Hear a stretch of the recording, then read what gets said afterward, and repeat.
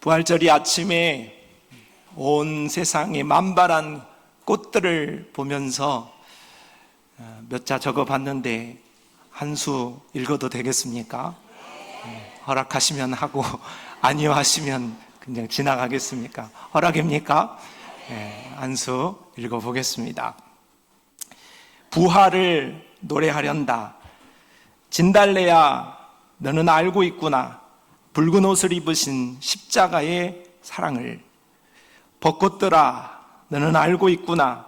흰색 옷을 입으신 부활의 권능을. 산수유야 너는 알고 있구나. 금색 옷을 입으신 재림의 영광을. 어여쁜 꽃들아 너는 알고 있구나. 너는 매년 수줍게 그분을 노래하는구나. 아름다운 꽃들아 나도 너처럼 부활을 노래할 수 있게 해다오.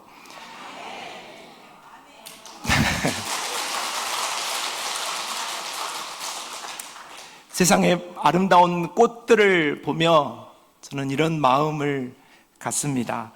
만물은 주님의 보혈도 알고 있는 듯 하고 주님의 다시 사심도 알고 있고 주님의 다시 오심도 기억하는 것 같습니다. 그러나 2000년 전 예수님이 부활한 그날 예수님이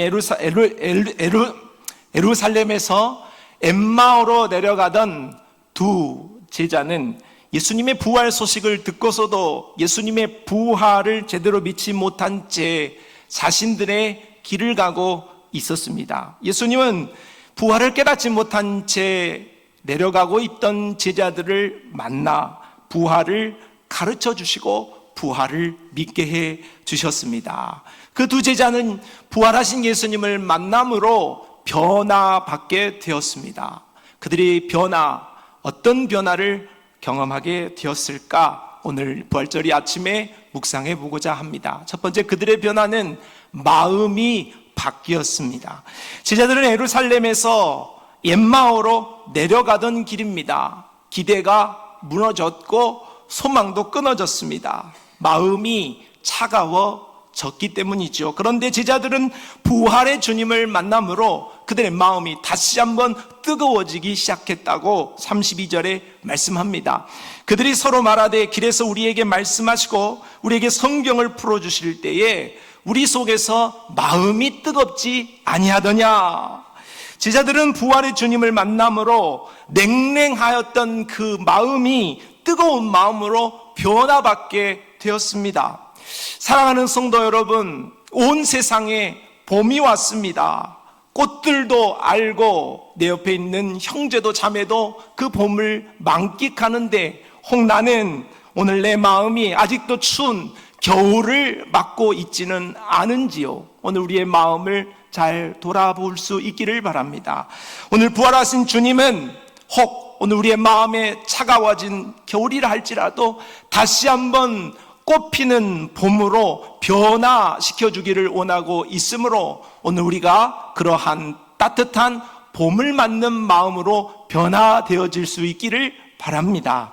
그렇다면 두 제자가 마음이 뜨거워지는 변화는 언제 가능했고 어떻게 가능했을까요? 32절에 다시 본다면 그들이 서로 말하되 그래서 우리에게 말씀하시고 우리에게 성경을 풀어주실 때에 우리 속에서 마음이 뜨겁지 아니하더냐 했습니다. 말씀 풀어주고 성경을 가르쳐 주실 때에 마음이 변했다 하는 거죠. 유대인들은 혈통적으로 예수님의 조상으로서 참 많은 복을 받은 사람들입니다. 귀한 직분을 받은 자들이지요. 그러나 아이러니하게도 그 영광스러운 하나님의 아들 예수 그리스도를 십자가에 올린 사람들, 그 장본인들은 바로 또 유대인들이었습니다. 베드로는 이렇게 강팍한 심령으로 살고 있었던 자들을 향하여 오순절 마가의 다락방에 성령을 받은 이후에 담대하게 말씀을 선포하게 되어집니다. 너희가 그 나사렛 예수, 그 메시아를 십자가에 못 박았다 하고 말씀하게 되어지지요. 그래서 그 말씀을 들었던 유대인들, 예수님을 죽이는 데에 앞장섰던 자들이 마음이 변하게 되어집니다. 사도행전 2장 37절에 그들이 이 말을 듣고 말씀을 들은 것입니다. 설교를 들은 것입니다. 하나님의 뜻을 알게 되어진 것입니다. 마음에 찔려 베드로와 다른 사도들에게 물어 이르되 형제들아 우리가 어찌할꼬 했습니다. 말씀의 임재가 있는 곳에, 말씀이 임하는 곳에 마음이 변화되어지고 기경되어지고 놀랍게 새로워진다 하는 것이죠. 요나의 선포를 들은 느느웨 백성들은 회개하라는 하나님의 멸망의 그 선포를 듣고 왕으로부터 짐승들까지 금식하면서 회개했습니다. 멸망에서 결국은 구원받게 되었죠. 하나님의 말씀은 개인뿐만 아니라 도시의 마음도 변화시킬 수 있습니다. 요시야 왕은 발견한 율법책을 두고 그 율법책의 의미를 알고자 합니다. 그래서 그 율법책의 의미를 듣고서는 하나님의 말씀을 알고서는 옷을 찢고 마음을 찢고 온전한 회개를 하게 됩니다. 하나님의 말씀은 무너져버린 마음, 강팍한 마음, 냉랭한 마음을 바꿀 수 있는 유일한 도구임을 잊지 마시기를 바랍니다. 귀한 공동체는 수문학 광장에 모여서 말씀을 낭독합니다. 말씀을 듣게 되어지는 것이죠. 결국 그 선포되어지는 말씀으로 인하여서 영적 대각성 운동이 일어나게 되었습니다. 하나님의 말씀은 하나님을 향하여 우리의 마음이 불붙게 합니다. 무엇으로 어떻게 오늘 우리를 부르신 하나님의 마음에 참여, 하나님을 향하여 우리가 마음을 열고 그분을 향하여 살 수 있습니까? 말씀뿐입니다. 말씀이 도구가 되어야 그 말씀이 우리의 마음을 일으키고 그것으로 인하여서 우리가 여호와께로 돌아갈 수 있습니다. 성도 여러분, 부활의 주님은 여러분의 마음을 뜨겁게 하고 여러분의 마음을 변화시킬 수 있습니다. 그러므로 오늘 우리가 예배마다 선포되어지는 그 말씀을 올리십시오. 설교자를 올리는 것이 아니라 하나님이 부족한 종을 통하여서 선포하는 그 말씀을 올릴 때에 그 말씀이 내게 임하고 그 말씀이 내게 힘이 되고 그 말씀이 내게 능력이 되고 그 말씀이 내게 불이 되어서 나를 변화시킬 줄로 믿습니다. 나 연약함을 태워내실 줄로 믿습니다. 문제들을 사라지도록 은혜를 베풀어 주실 줄로 믿습니다. 여러분의 손에 쥐어져 있는 하나님의 말씀을 가까이 해야 합니다. 그 말씀을 손에 쥐고 입에 두고 눈으로 보고 귀로 듣고 그 말씀을 심령에 담을 때에 그 말씀이 오늘 우리의 미래요, 그 말씀이 우리의 소망이요, 그 말씀이 온전히 우리를 변화시킨다는 사실을 잊지 마시기를 바랍니다. 성도는 말씀을 제쳐두고 말씀을 멀리하면 마음이 차가워질 수밖에 없어요. 그러나 말씀을 가까이 하는 자들에게는 우리 하나님이 가까이 해 주시고 은혜를 베풀어 주시며 우리의 마음을 들끓게 주를 향하여 열정으로 타오를 수 있게 해 주실 줄로 믿습니다. 예레미야 15장 16절 말씀, 만군의 하나님 여호와시여, 나는 주의 이름으로 일컬음을 받는 자라. 내가 주의 말씀을 얻어먹었사오니 주의 말씀은 내게 기쁨과 내 마음의 즐거움이오나 했습니다. 여러분, 오늘 우리는 무엇을 얻어먹기 위하여서 살고 있습니까? 우리는 어떤 것을 기웃거리면서 살고 있습니다. 바라기는 오늘 우리에게 부활하신 모습으로 찾아오셔서 건네시는 그 말씀을 받아들고 그 말씀에 기웃거리는 그 말씀을 얻어먹기 위하여서 목을 메고 살아감으로 오늘 우리의 마음이 뜨겁게, 차가운 우리의 마음이, 겨울과 같은 우리의 마음이 따뜻한 봄과 여름으로 변화되어지는 은혜가 있게 되기를 바랍니다. 부활하신 예수님을 만난 두 제자는 두 번째, 이제 믿음이 변화하게 되었습니다. 두 제자들은 부활하신 예수님을 만나고 예수님을 알아보지 못하였습니다. 왜냐하면 믿음이 부족했기 때문이죠. 예수님은 이 제자들에게 믿음을 일으키시기 위하여서 방금 말씀드린 대로 먼저 성경을 통하여서 이들의 믿음을 세웠습니다. 그리고 또 한 가지가 오늘 본문에 등장하는데, 그것은 말씀을 풀어주심과 동시에 함께 식사하시고 떡을 나누셨다는 점이지요. 자, 30절과 31절 말씀을 같이 읽어봅시다. 시작.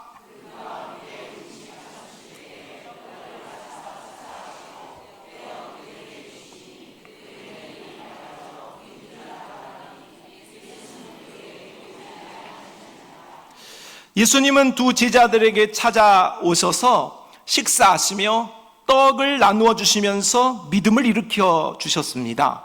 자, 예수님이 떡을 주셨다 하는 그 모습은 예사롭지 않죠. 우리가 지난 시간 말씀을 살펴본 대로 예수님께서 십자가로 가시기 전에 마지막 하셨던 일이 무엇인가? 기도하시기 전에 제자들을 다 불러 모아놔 놓고 마지막 유월절을 보내시고 첫 번째 성찬식을 여셨죠. 1500년 유월절을 마감하시고 첫 번째 성찬식을 거행하시고 시작하셨다 하는 말씀을 살펴보았습니다. 오늘 두 제자들과 만나서 떡을 나누고 식사를 하시는 모습, 부활하셔서 이제 우리 예수님께서 이 땅에 계실 날이 얼마 많지 않은데 지금 이 일을 행하셨다, 식사하셨다, 떡을 건네셨다 하는 점은 바로 예수님께서 허투루 이 일을 행하지 않으셨다는 거죠. 두 제자의 믿음을 고치시키기 위하여서 바로 십자가를 지시기 전에 하셨던, 내가 유월절 먹기를 원하였다, 마지막 유월절을 첫 번째 성찬식으로 바꾸는 내가 그 일을 원하였다 라고 하셨던 그 장면을 떠올리게 하신다 하는 것이죠.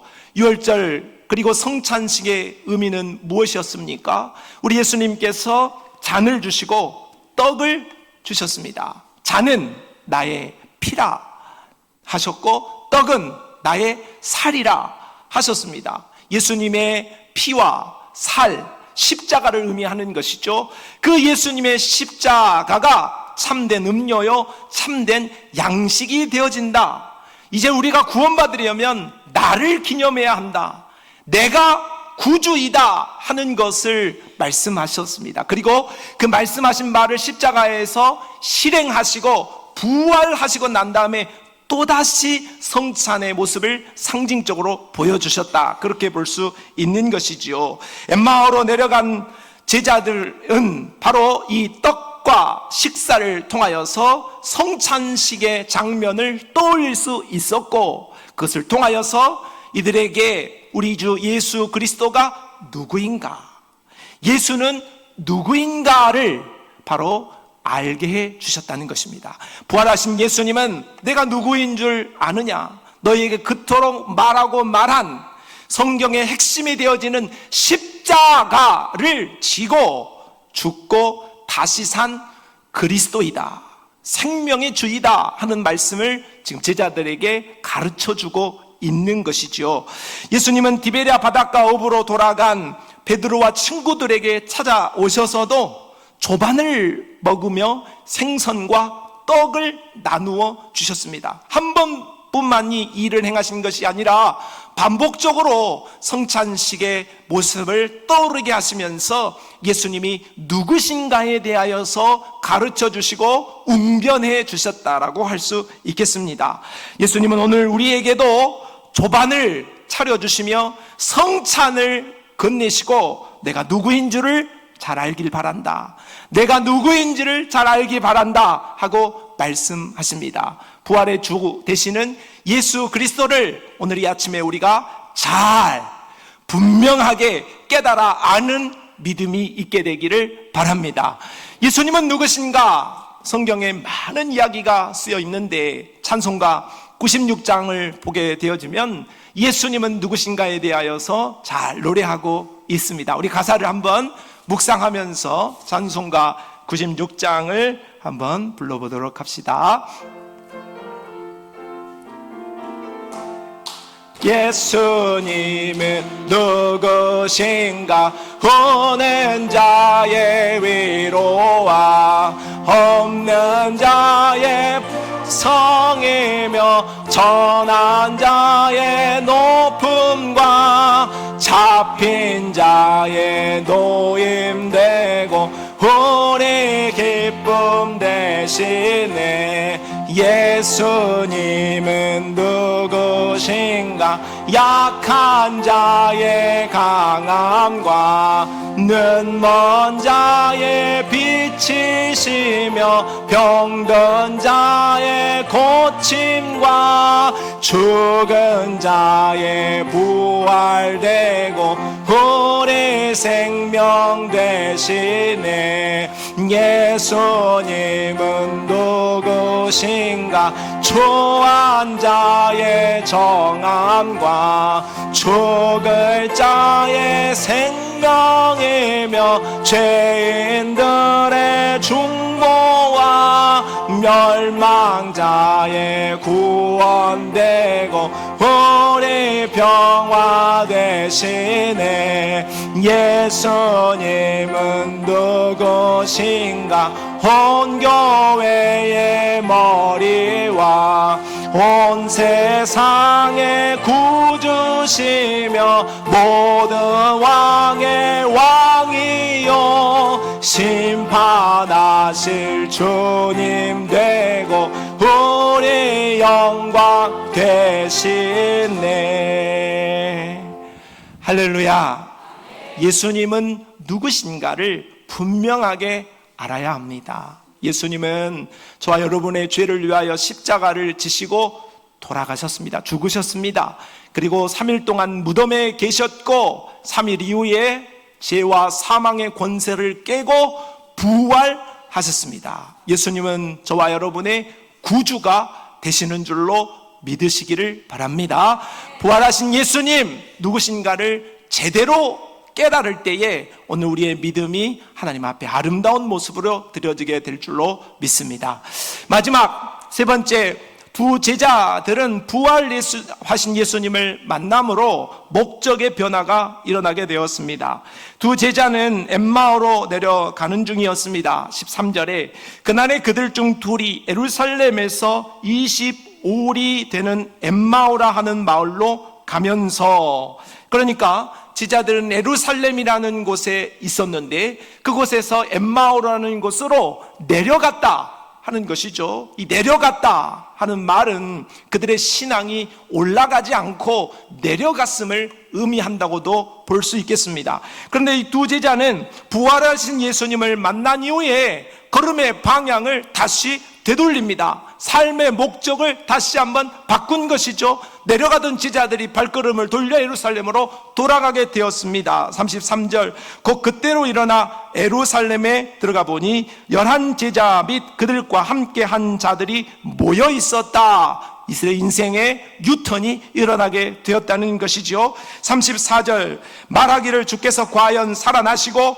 시몬에게 보이셨다 하는지라. 이들이 찾아가서 제자들을 만났습니다. 그래서 그 제자들로부터 예수님이 부활하셨다는 말을 듣습니다. 그리고 그들에게 이 두 제자도 말합니다. 35절입니다. 두 사람도 길에서 된 일과 예수께서 떡을 떼심으로 자기들에게 알려지신 것을 말하더라.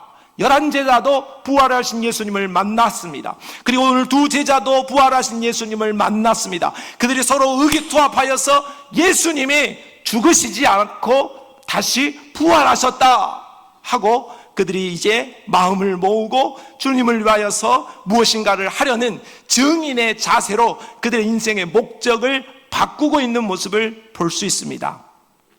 요나 선지자는 하나님께서 니느웨에 가서 이제 멸망을 선포해야 된다. 그래서 돌이키지 않으면 멸망을 받는다는 말을 하라는 명령을 듣게 됩니다.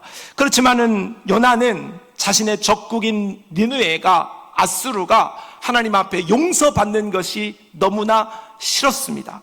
그래서 그는 도망하여 다시스로 가기 위하여 자신의 방향과 자신의 목적을 따르기로 결정하게 되었습니다. 그때 어떤 일이 일어나게 되었을까요? 요나서 1장 3절 상반절의 말씀을 보니까 그러나 요나가 여호와의 얼굴을 피하려고 일어나 다시스로 도망하려 하여 욥바로 올라갔다? 말하지 않죠. 내려갔다 말씀하고 있습니다. 하나님의 명령을 거스리고 하나님이 원하는 목적으로 살지 않으면 절대 올라갈 일이 없습니다. 내려가지요. 하지만 하나님의 목적과 반대되어지는 내 뜻대로 사는데 이것이 좀 괜찮은 것 같은데 하는 상황도 만납니다. 1장 3절로 하반절 말씀을 봅니다. 마침 다시스로 가는 배를 만난지라. 마침 자신이 하나님의 뜻을 거스려서 가는데 마침 배를 만났습니다. 오호라, 하나님의 뜻을 돌이켜도 잘 되는구나, 괜찮네 싶습니다. 여호와의 얼굴을 피하여 그들과 함께 다시스로 가려고 뱃삭을 주고 배에 올랐더라. 올라가는 것 같습니다. 그런데 그 올라감이 진정 올라감입니까? 그 잘됨이 진정 잘됨입니까? 아니죠. 착각하는 것입니다. 잠시 올라가는 것 같고, 잠시 잘 되는 것 같고, 우연처럼 모든 것이 맞아지는 것 같고, 내가 잘하는 것처럼 착각하고 있을 뿐이라는 사실입니다. 하지만 하나님의 목적에 벗어난 인생은, 하나님의 방향에 맞지 않는 인생은 결국 착각은 잠시 있을지 모르지만 결국은 어떻게 됩니까? 1장 4절 말씀 보면 여호와께서 큰 바람을 바다 위에 내리심에 바다 가운데 큰 폭풍이 일어나 배가 깨지게 된지라 했습니다. 1장 5절 말씀, 사공들이 두려워하여 각각 자기의 신을 부르고 또 배를 가볍게 하려고 그 가운데 물건들을 바다에 던지니라. 그러나 요나는 배 밑층에 내려가서 누워 깊이 잠이 든지라. 요바로 내려갔습니다. 배 밑으로 내려갔습니다. 거기가 끝인 줄 알았습니다. 그런데 지하실도 있었습니다. 바다에 던져져서 바다 밑으로 내려가게 되었습니다. 하나님의 뜻을 거스리고 하나님의 목적을 거스려서 피하고 도망가고 낯을 가리면 하나님 앞에 우리가 하나님 앞에 우리의 모습이 잘 될 것 같지만 그렇지 못하다는 것이죠. 내려가는 인생 됩니다. 매번 내 생각으로 통밥을 굴리고 매번 내 생각으로 잘 해보려고 살아보아도 주머니에 빵꾸만 나는 겁니다. 기껏 살아봤자 마이너스 되는 인생으로만 살 수밖에 없는 것이죠. 요나의 내려감은 결국 하나님의 목적을 거스렀고 하나님이 뜻을 거스려 자신의 방향으로 갔기 때문에, 하나님이 원하시지 않는 방향으로 갔기 때문에 결국은 밑바닥까지, 바다 밑까지 내려가게 되어진 것입니다. 그런데 오늘 이 요나에게 반전이 있었고 이 요나에게 기적이 일어나게 되었습니다. 요나서 1장 17절 말씀을 같이 읽어봅시다. 시작.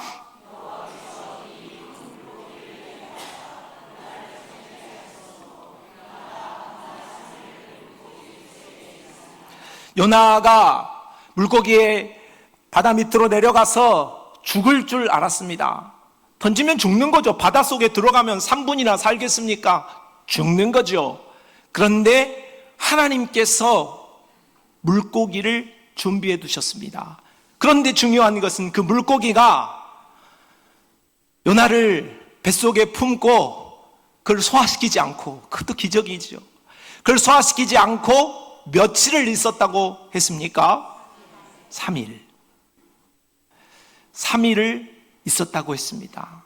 아브라함에게 하나님이 이삭을 모리아산에 바쳐라 하고 말씀하셨을 때 그 길이 며칠이었습니까? 3일 길이었습니다. 모세가 하나님의 율법을 받기 위해 백성들을 성결하게 하라고 말씀하시고 기다린 날이 며칠이었습니까? 어려울까봐 말씀드린 거예요. 3일이었습니다. 호세아 선지자에게 여호와께로 돌아오면 살게 해주시겠다라고 말씀하실 때에 그 날수는 셋째 날이라고 말씀하셨습니다. 이 모든 구약의 3일의 기록은 바로 우리 주 예수 그리스도께서 죽으시고 3일 만에 부활하실 것을 말씀하고 있습니다. 요나는 다른 길 갔습니다. 하나님이 목적에 벗어난 삶을 살았더랬습니다. 하지만 그가 다시 한번 일으킴을 받을 수 있었던 것은 물고기 뱃속 3일이었습니다. 사랑하는 성도 여러분, 오늘 우리가 살 길은 3일 뿐입니다. 하나님께서 우리에게 베푸신 예수 그리스도의 그 십자가의 3일이 우리를 다시 살릴 수 있습니다. 부활하신 우리 주 예수 그리스도께서 오늘 이 아침에 우리에게 오셔서 내가 부활하였다, 요나를 살리신 그 예수 그리스도께서 오늘 우리에게 오셔서 네 길 가지 말고 네 방향으로, 네 목적대로 인생 살지 말고 나와 함께 돌아가자 하고 말씀하십니다. 두 제자는 부활하신 예수님을 만나 그들의 삶을 유턴했습니다. 돌아섰습니다. 성도 여러분, 기회는 늘 있는 것이 아닙니다. 오늘이라고 부르는 오늘이라고 불리는 이 기회를 놓지 마시고 돌아가자고, 바른 길 가자고, 함께 가자고 말씀하신 그 부활의 주님과 함께 주님이 원하시고 뜻하시는 길로 변화받는 그는 큰 은혜의 역사가 우리 모두에게 있게 되기를 바랍니다. 자, 오늘 엠마오로 내려가던 두 제자는 부활하신 예수님을 만나 변화되었습니다. 그들의 실망과 슬픔이 변하여 기쁨이 되어진 마음의 변화가 있었죠. 불신이 변하여 확신이 되어지는 믿음의 변화도 있었습니다. 목적이 변하여 증인되어지는 그들의 삶의 변화도 있었습니다. 오늘 우리도 부활의 주님을 만나 온 세상의 꽃들처럼 변화하고 노래하는 부활의 증인들로 아름답게 변화되어질 수 있기를 예수님의 이름으로 축복합니다.